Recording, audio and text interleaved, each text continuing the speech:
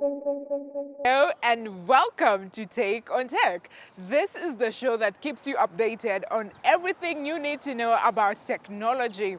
And today we continue with the topic that we started last week on domain names, the importance of having a .ke instead of a .com. Apart from that, this month is International Women's Day, or month if you like, and it's all about digital innovation and technology for gender equality. So we have something in line with that also. So this is the show that you definitely want to be a part of. Call everyone and tell them that Take on Tech has begun. The hashtag to use again is Take on Tech at KBC Channel 1. My name is Stephanie Ayieta, and here is the Vox Pop that we collected for the day. My name is Redempta Cheron.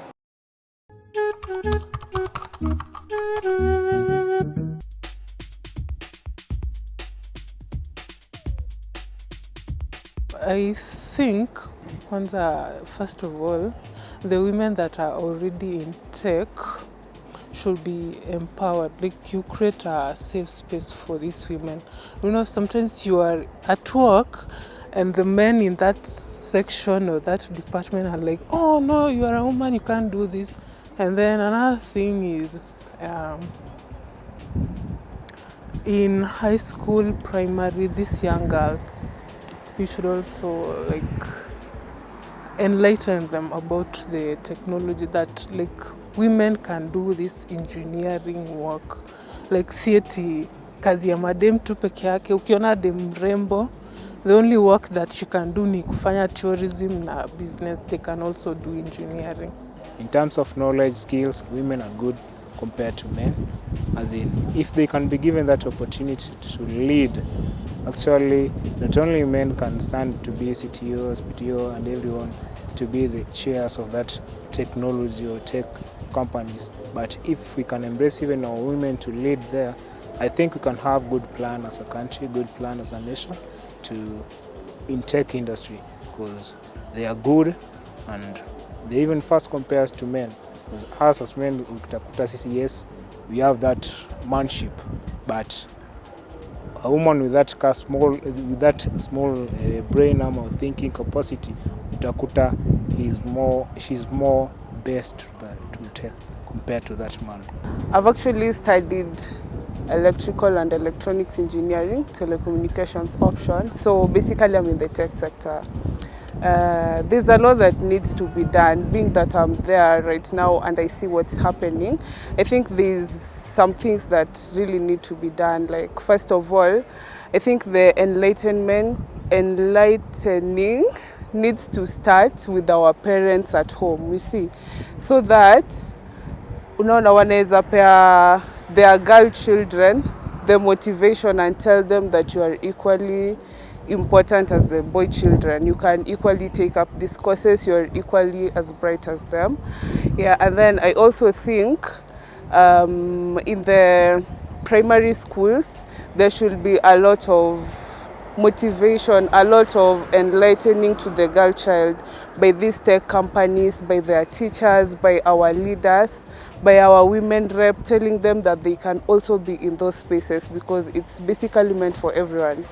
Yeah, and also I think companies should also give the girl children a safe space in terms of employment and also in terms of the working environment, so that they also feel included. They don't feel like hii kazi ni ya wanaume peke yake. Like, women are not equally competent as men. That's a lie. Women are equally competent as men. So I think majorly it's enlightening the girl child and also creating that safe space so that they feel included. So I think the government should empower the girl child in a way that they should venture so much into ICT, because for the longest time the male gender has been dominating in the ICT section. So the girl child should also be empowered so that they can also learn ICT and also be the ICT gurus.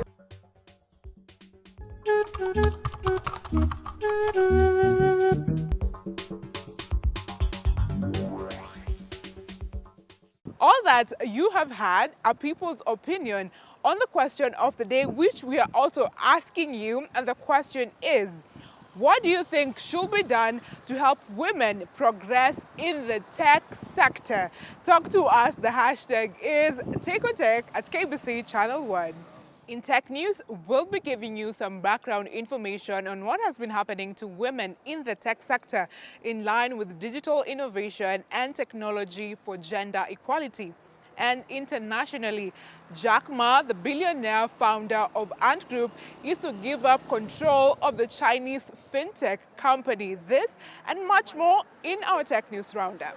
Embrace Equity is the hashtag of this year's campaign on digital innovation and technology for gender equality. According to a World Bank report on women and cybersecurity in 2022, women accounted for only 2 out of every 10 cybersecurity professionals on the global stage. In addition to equipping women with digital knowledge and encouraging them to join the tech workforce, measures such as flexible work program could help greatly. Bringing women and other marginalized groups into technology results in more creative solutions and has a greater potential for innovations that meet women's need and promote gender equality. This year's events around International Women's Day are exploring the impact of the digital gender gap on widening economic and social inequities. All this will spotlight the importance of protecting the rights of women and girls in digital spaces and addressing online and ICT facilitated gender-based violence. The opportunities of the digital revolution also present a risk of perpetuating existing patterns of gender inequality. Growing inequities are becoming increasingly evident in the context of digital skills and access to technologies, with women being left behind as a result of this digital gender divide. The need for inclusive and transformative technology and digital education is therefore crucial for a sustainable future. Margaret Wu, Client Services Director at TDCX Malaysia, says that in order to help women participate and progress in the tech sector, the industry needs to strive to disassociate deep-rooted perceptions on leadership, adding that companies can help by training their employees to overcome their own perceptions. The billionaire founder of Ant Group, Jack Ma, is to give up control of the fintech company. Ant Group say that after the change, no one would have overall control. The formerly flamboyant Mr. Ma has seldom been seen in public since criticizing China's financial sector in 2020. Following that criticism, Ant Group's planned stock market flotation was abruptly halted. Ant Group runs Alipay, the main online payment system in China, which has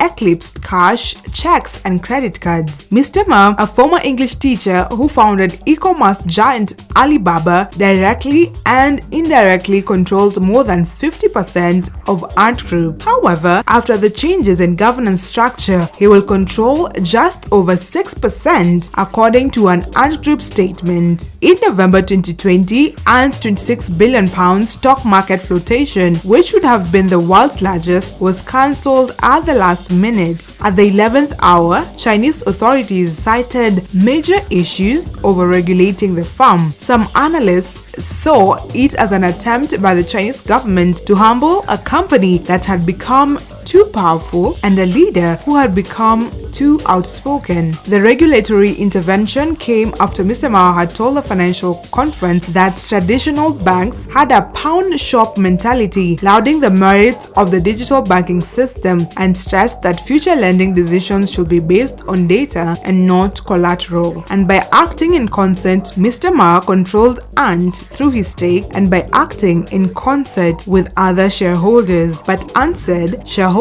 had agreed to no longer act together when using voting rights and would only vote independently.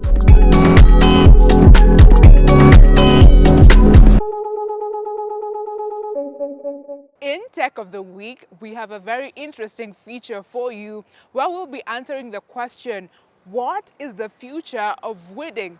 And how does AI come in? Well, there's some new technology that have come up to help farmers weed efficiently and in an environment-friendly manner. Let's have a look.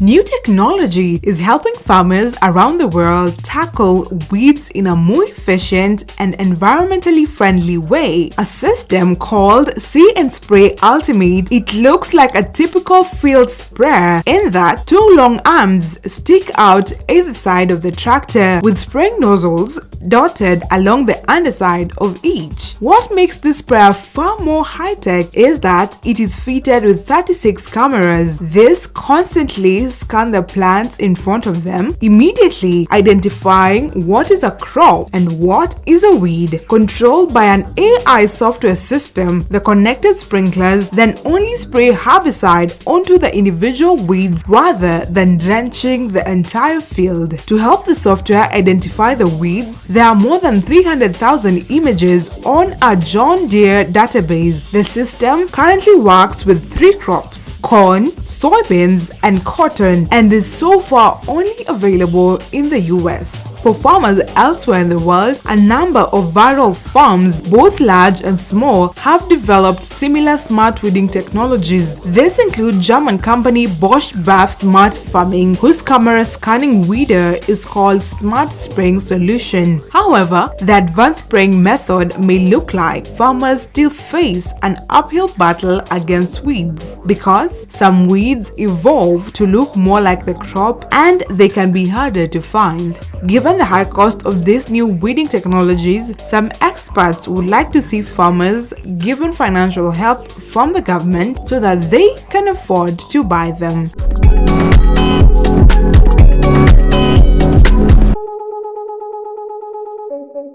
And now it is time for Tech Talk with some great insights. Grace Githaiga is hosting Barack Otieno, the chairman of Board of Trustees of .Africa Foundation, to talk about the importance of having a .ke domain name. Let's listen in. Thank you so much, Stephanie, for that introduction of Take on Tech, a weekly program that breaks down tech issues in an untech way. In today's interview section, we look at the Africa top-level domain name. What is it all about? And to break it down for us, we have with us Barack Otieno, who is the manager of the Africa top-level domain name. My name is Barack Otieno.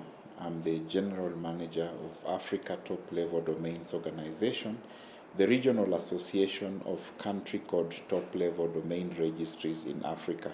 A country code is simply a code that denotes a country or a territory, for instance, .ke for Kenya, .ug for Uganda. Africa Top-Level Domains Organization is an organization or an institution that can also be referred to as a community of practice. Basically, when it comes to management of the internet globally, management of internet resources is divided into two, into names and into numbers. So everything on the internet has a number, just like the telephone numbers. The only difference is that the human mind cannot remember many numbers, let's say 100 numbers, and as such, a phone book similar to the one that is used on the telephone has been devised on the internet to aid humans in remembering names of resources that are on the internet. So for example, Kenya Broadcasting Corporation is an institution. Many people know it by its acronym KBC, and it's easier when you say KBC on the street for people to know what you are referring to. But when you come to the internet, the computer does not understand names the way people do understand. It understands zeros and ones, which is basically numbers. So KBC will be represented by a number on the internet, what we normally call an internet protocol address or an IP address in the street, which for instance can be 192.0.1. Most citizens have come across such an address in cyber cafes. It's unfortunate that the bulk of domain names are registered in Europe. Actually, the European region accounts for over 80% of global domain name registrations.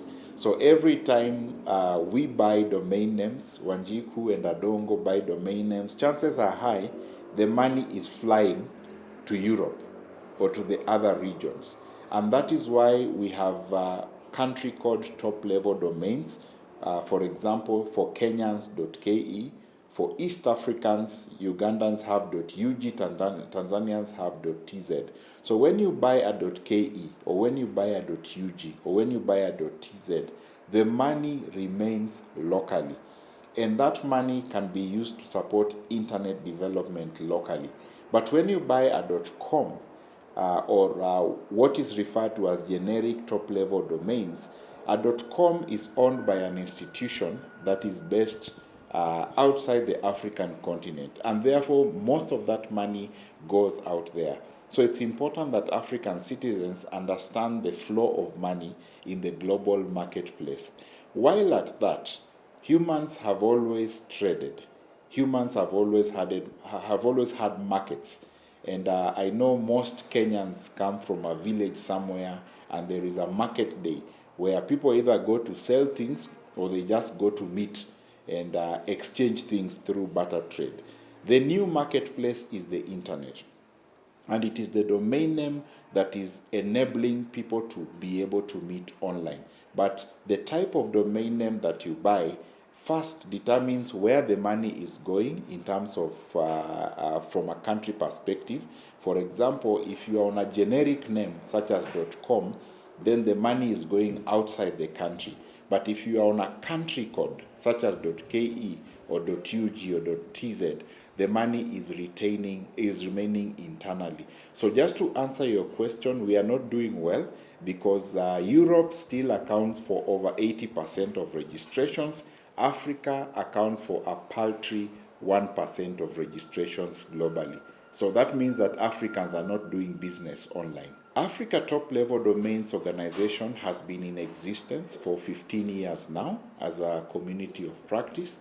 And once we observed the fact that the African region kept lagging behind in terms of development in the domain name space, we thought it wise to gather country code top-level domain registries from Africa so that first we can establish the state of the industry in Africa, which I have just talked about. So in the last 10 years, we have done a lot of work in training the engineers that ensure that African country code top-level domain registries are secure, stable, and reliable. In the past, we had cases in which registries would go offline and disappear, which made people think that African registries were not dependable or could not be believed on. Secondly, there were issues of cybersecurity that were rampant on the African continent. So we have changed this and made sure that Africans have the same faith in African country code top-level domain registries in the same way that they have faith in the generic top-level domain registries. The second phase which we have embarked on is to build a market.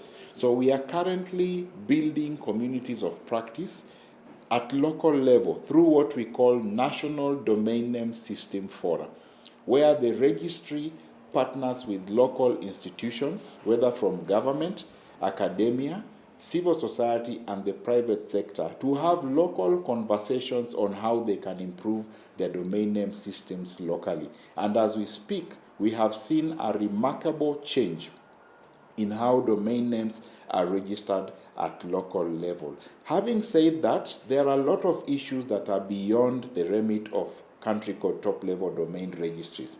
For example, without internet infrastructure, a domain name is useless. And most of the African countries have scanty internet infrastructure. And our call and appeal again to other stakeholders who may not be technical in nature, such as civil society, to call upon governments to make sure that there is infrastructure for every citizen so that we can be able to create an opportunity or a market for domain names to flourish. The domain name system operates in an ecosystem. The most commonly used ecosystem is what is referred to as a registry, registrar, registrant model, where a registry focuses on the business of ensuring that it builds measures that give confidence to the users to register it. Then you have registrars, which are basically organizations that go out there and sell domain names to end users or citizens who are known as registrants. That means that the ecosystem has to be continually built. So when a registry, for instance, .ke for Kenik or .za for South Africa or .tz becomes sustainable, most of them are public interest organizations. They are public-private partnerships, meaning that the money that they make from the sale of domain names does not necessarily go into people's pockets as profit, but this money is plowed back to develop the local internet community.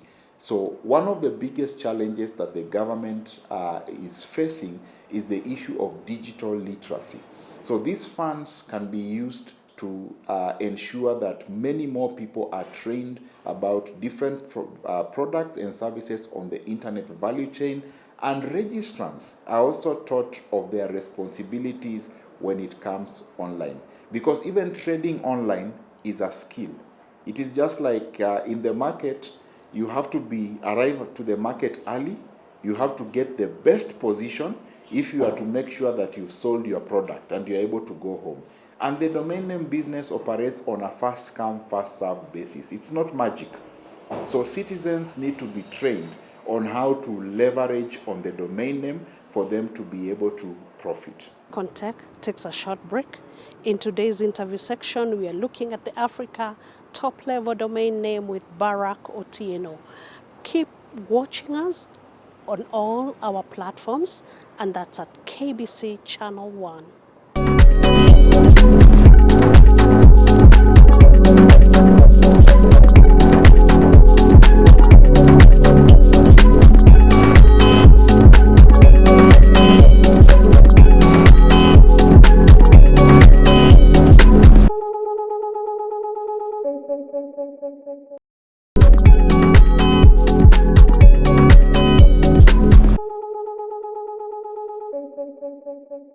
You're watching the interview section of Take on Tech, in which we are looking into Africa top-level domain name with Barack Otieno.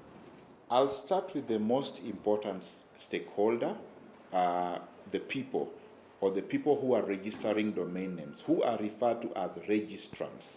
So anybody who has registered a domain name on the internet, every citizen is referred to as a registrant.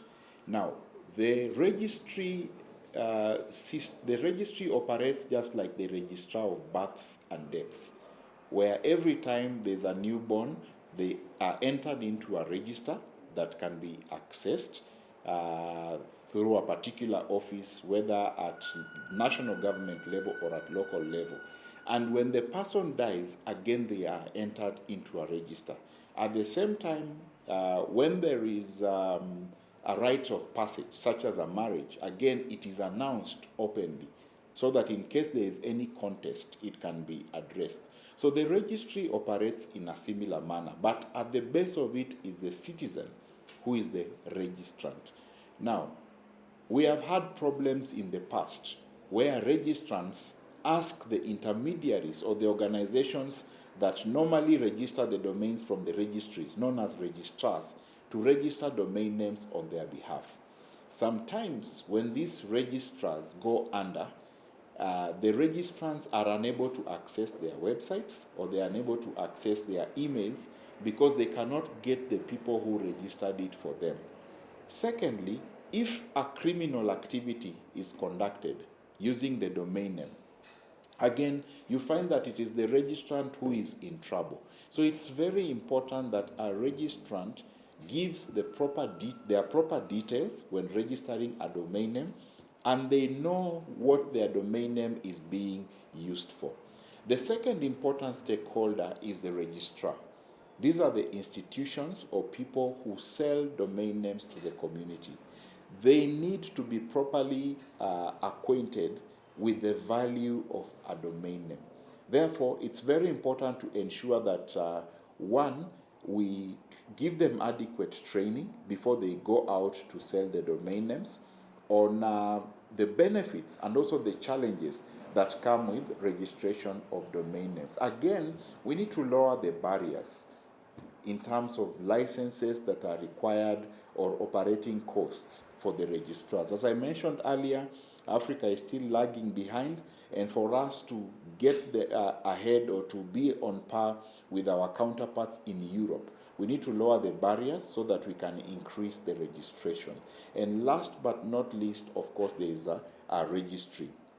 Again, the registry, the registrar, and the registrants operate in an ecosystem of legal and regulatory processes. So, for instance, in most countries, registries are under the Communications Authority or the regulator, meaning that they are under national laws that oversee the telecommunications sector. And it's important that civil society organizations, especially those that are involved in digital rights, ensure that the laws that are in place are right. Otherwise, we may have situations, for example, where if a government is not happy with a certain domain names, they can order that it be pulled down or they can order that it be shut down. These things have happened, but they have happened because players such as civil society organizations have not taken their role in ensuring that proper human rights safeguards are enshrined in the legal and regulatory mechanisms that have been created. Secondly is the technical community. The technical community is made up of the people who build websites and the people who manage these websites. So they have to ensure that the systems at the registry, whether software related or whether hardware related or any other machinery, are able to support innovation in the local ecosystem. And to do this, they have to participate and they have to engage the registry. Of course, there is government at the end of the day, whose role is facilitatory. They have to ensure that at all times they consult stakeholders so that any laws that are put in place, any legal and regulatory mechanisms that are established are facilitatory but are not punitive in nature. We have seen in some cases in other countries where governments have been heavy-handed. They have shut down the internet, they have shut down the domain name system, leading to colossal losses in terms of millions of dollars. In Kenya, as at the last census, we had approximately 5 million electronic commerce businesses. After the COVID-19 pandemic, I believe they have shot to over 10 million, just as an example. And the current government is very clear on the digital agenda because it has noticed that it's an avenue through which a lot of money is flowing in and out of the country.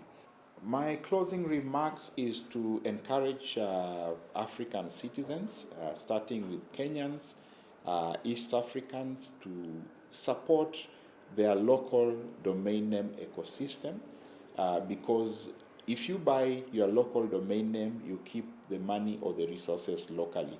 And these are funds that will go in a long way to support capacity building initiatives to ensure that they are digitally literate citizens and that many other agendas that our governments and the African Union has set in place are able to be achieved. As it is, we are relying on the European Union, we are relying on our foreign partners to fund development of our digital superhighways, which is not sustainable in the long run. We need our own resources so that we can write our own story. That's it from our interview section of Take on Tech, in which we were looking at Africa Top Level Domain Name with Barack Otieno. Please continue watching. My name is Grace Githaiga.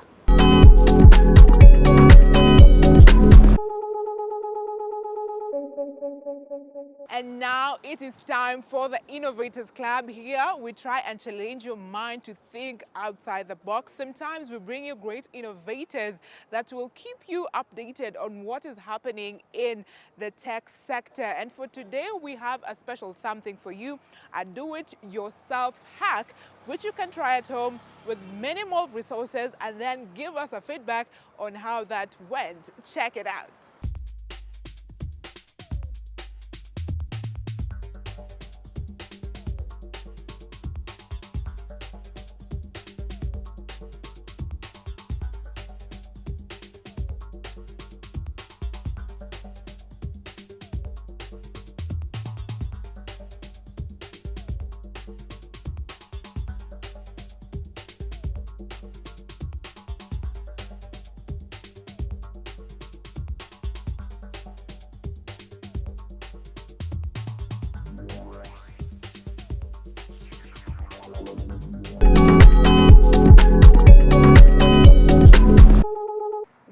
come to the end of today's show, but don't be sad because the conversation never ends. We are asking you the question, what do you think should be done to help women progress in the tech sector?